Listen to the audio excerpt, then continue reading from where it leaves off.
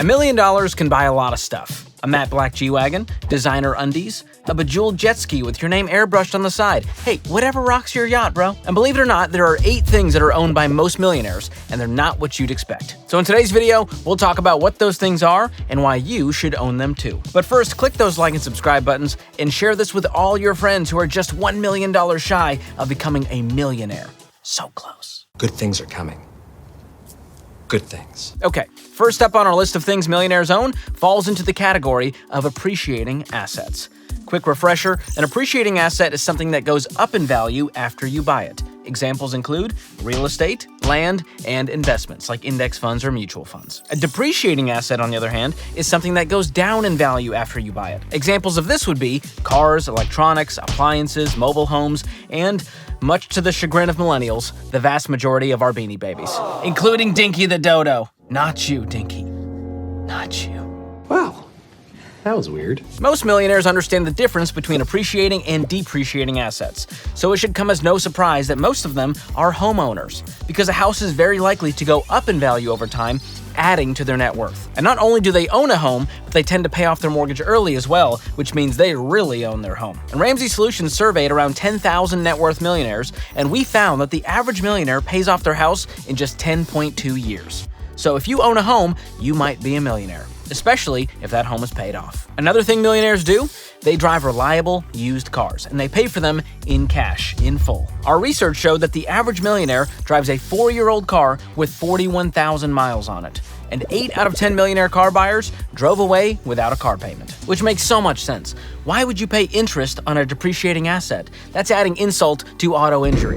And if you've been in a wreck, I'm kidding. Although, let's be honest, guys, Encore career, you bet your bottom dollar I'd be a personal injury attorney on every billboard, on every park bench, and a bad suit jacket saying, "Call Kamel. Leave me your best tagline in the comments, and I'll send you my book if I choose it." How's that? Let's go, caption contest. This is gonna be good. And speaking of the comments, before you jump in there with, Yeah, if I had $1 million, I'd pay cash for a car too. cool your khakis, Mark. Okay, you don't have to be a millionaire to pay cash for a car. Let me fill you in on a little secret. Don't start with the car you want, start with the car you can afford. What a concept. If you aren't happy with the cars you can afford, just remember, this is not a lifelong commitment. Drive the cheaper car, take all the money you're saving on a car payment, and stash that away to save up for a better car down the road. That's called delayed gratification and common sense. It's how Grandpa used to do it. Now, back in 2017, I did this. I paid $6,000 for an '09 Honda Civic EXL that had seen some things, okay? Sure, it had a little body damage, but who among us is perfectly intact, okay? And I drove that Honda for about 5 years until I could afford something nicer. And then I sold it to my friend Kelly, whose son immediately crashed it. Don't worry, he's fine. The Civic, though, totaled. R.I.P. The point is, I drove like no one else, so later, I could drive like no one else. And here's an idea. Maybe stop trying to impress people with the vehicle you drive. Looking at you, Dale. Your fully loaded Ram 1500 TRX with an underglow LED kit and the little WADA. Got a little ladder to climb up. And I'm sure all that horsepower comes in handy when you do a little grocery pickup at Kroger. Man, it can fit so much stuff. You're getting mulch at Lowe's twice a year. All right, don't act like you're hauling anything important. Get out of here. Yo, you know what the F stands for, right? Freedom. So here's the deal. We don't care what you drive, and apparently most millionaires don't care what you think about their car. According to a study done by researchers at Experian Automotive, 61% of wealthy people actually drive Hondas, Toyotas, and Fords. Oh my! So if you own a paid-for 2021 Honda Accord with 41,000 miles on it, you might be a millionaire, my friend. And if you're not, you're well on your way. Another common trend you see with millionaires? They don't wear flashy, expensive clothes. Our research shows real millionaires spend an average of $117 per month on clothing. Meanwhile, the average middle-class American household spends $146 each month. So real millionaires tend to look more like Gilligan than Thurston Howell III. And if you get that reference, congrats on still being alive. Glad my Target demo is the old folks' home. I love the young people.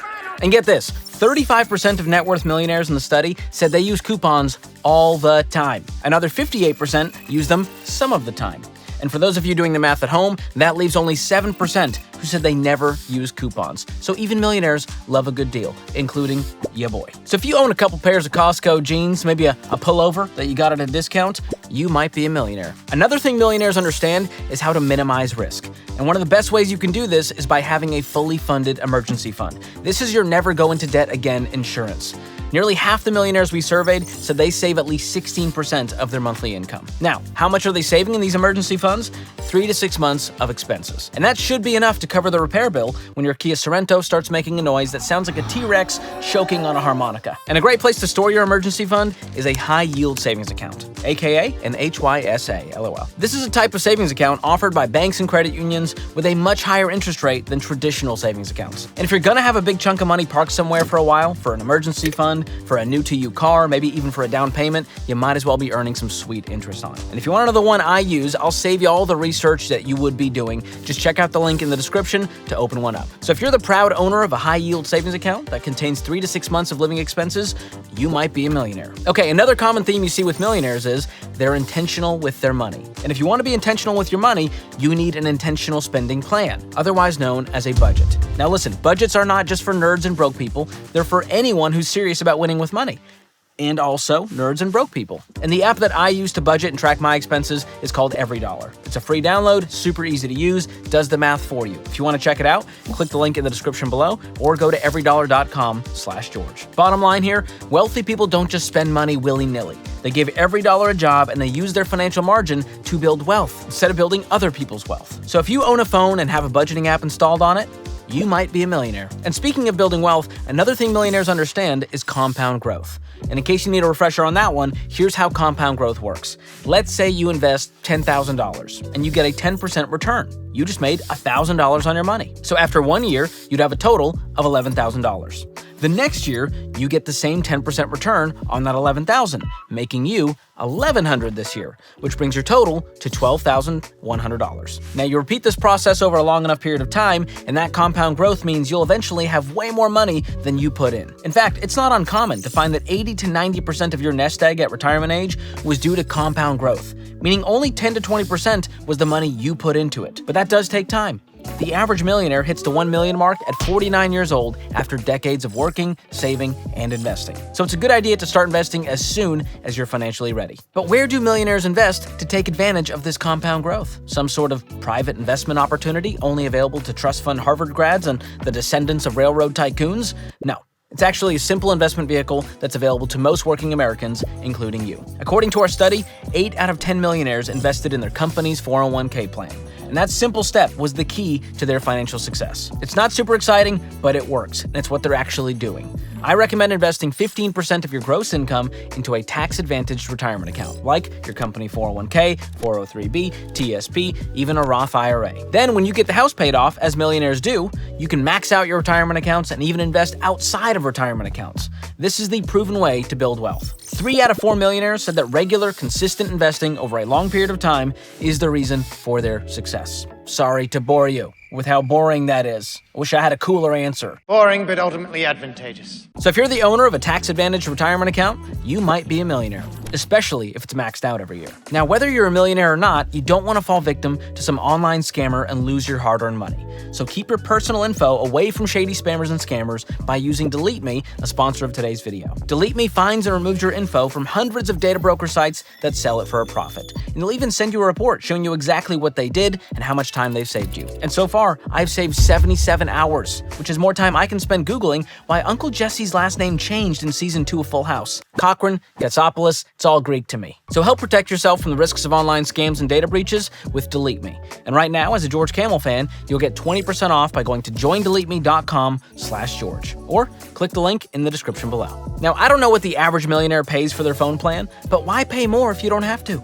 See if you can save some money by switching to Tello, another sponsor of today's episode. Tello has crazy affordable phone plans that get you the same reliable coverage and features as the big guys, but with pricing as low as $5 a month. And if you want to never worry about data limits like me, the Unlimited Everything plan is just $25 a month. And here's the cool part. There's no contract, you can upgrade or downgrade whenever you want, and you can get started from the comfort of your own home. Get an extra $5 off your first month of the Unlimited plan by going to tello.com/George or use the link in the description below. Okay, back to millionaire stuff. Another common trend among wealthy people, they stay away from bad financial products, like permanent life insurance. These are insurance policies that cover the insured person for their entire life and include a cash value portion. Basically, it tries to be two things at once, insurance and savings, and it does both poorly. Like your friend Chaz, whose Instagram bio says entrepreneur/DJ. He's not really excelling at either one.